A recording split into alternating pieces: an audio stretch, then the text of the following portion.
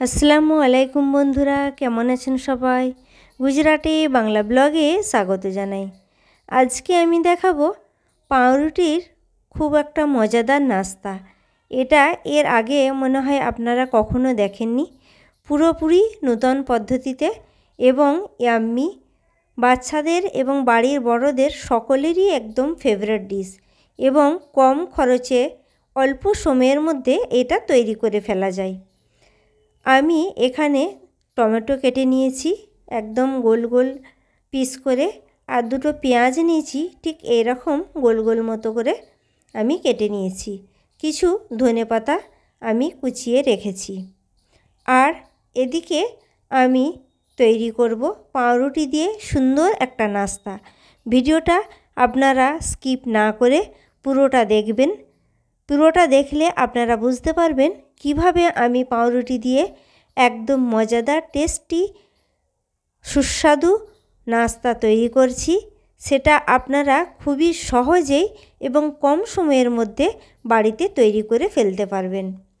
এখানে আমি নিয়েছি বেশ কিছুটা পাউরুটি, ছোট সাইজের, সেদ্ধ করা আলু, কাঁচা বাদাম ছাড়ানো, টমেটো, পেঁয়াজ, ধনেপাতা, টমেটো সস এবং আদা রসুন জিরে বাটার পেস্ট। তাহলে দেখে নিন আমি কিভাবে পাউরুটি দিয়ে নাস্তাটা তৈরি করি। প্রথমেই আমি শুকনো কড়াতে বাদামগুলো একটু সেঁকে নিচ্ছি। ভাজা ভাজা মতো হয়ে গেছে, বাদামগুলো খোলা ছাড়িয়ে এক সাইডে রেখে দিয়েছি। এদিকে কড়াতে অল্প পরিমাণ তেল দিয়ে পাঁচফোড়ন এবং আদা রসুন দিয়ে দিয়েছি। তারপর অল্প পরিমাণ হলুদ গুঁড়ো, লঙ্কা গুঁড়ো দিয়ে দিয়েছি। তারপর আমি সেদ্ধ করা আলুগুলো দিয়ে দিয়েছি কড়ার মধ্যে। এবার একটা চামচের করে ভালোভাবে আমি মিক্স করে নিচ্ছি, যাতে করে মশলার মধ্যে একদম আলুটা ভালোভাবে মিক্স হয়ে যায় এবং আলুটা একদম চামচে করে একদম মাখা মাখা করে নিয়েছি। গ্যাসের ফ্লেম বন্ধ করে দিয়েছি, দিয়ে আমি আলু সেদ্ধটা নামিয়ে নিয়েছি।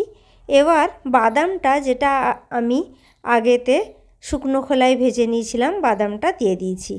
দিয়ে এবার ধনেপাতা কুচিগুলো দিয়ে দিলাম, দিয়ে ভালোভাবে আলুর সঙ্গে ভালোভাবে মিক্স করে নিচ্ছি।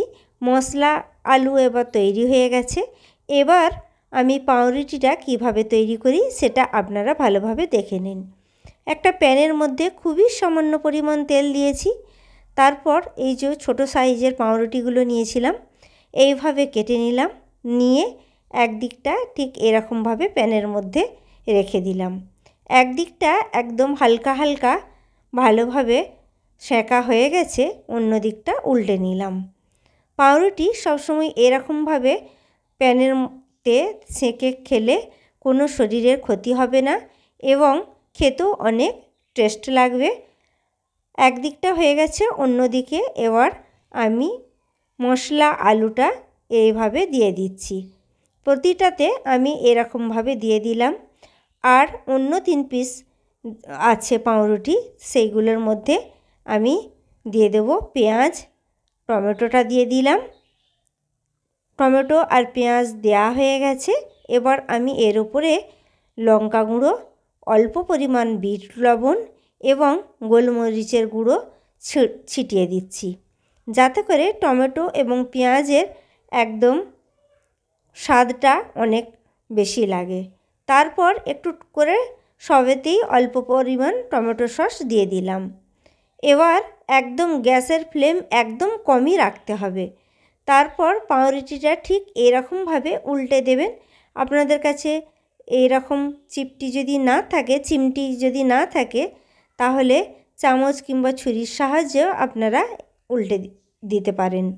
পাউরুটিগুলো এবার আমি গোটায় দুটো একসঙ্গে ধরে উল্টে দিলাম। দেখুন কত সুন্দরভাবে একদম সেঁকাগুলো হয়েছে, সেঁকাটা হয়েছে একদম লাল লাল মতো।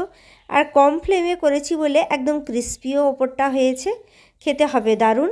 নাস্তা এবার রেডি। পাউরুটির ভেতরে আলুর তরকারি, টমেটো পেঁয়াজ সস দিয়ে বাচ্চাদের খুবই ফেভারিট নাস্তা তৈরি হয়ে গেল।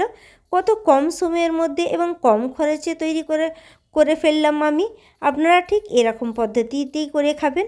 আমার ভিডিও যদি ভালো লাগে তাহলে লাইক শেয়ার অবশ্যই করে দেবেন আর কমেন্ট করতে ভুলবেন না। আল্লাহ হাফিজ।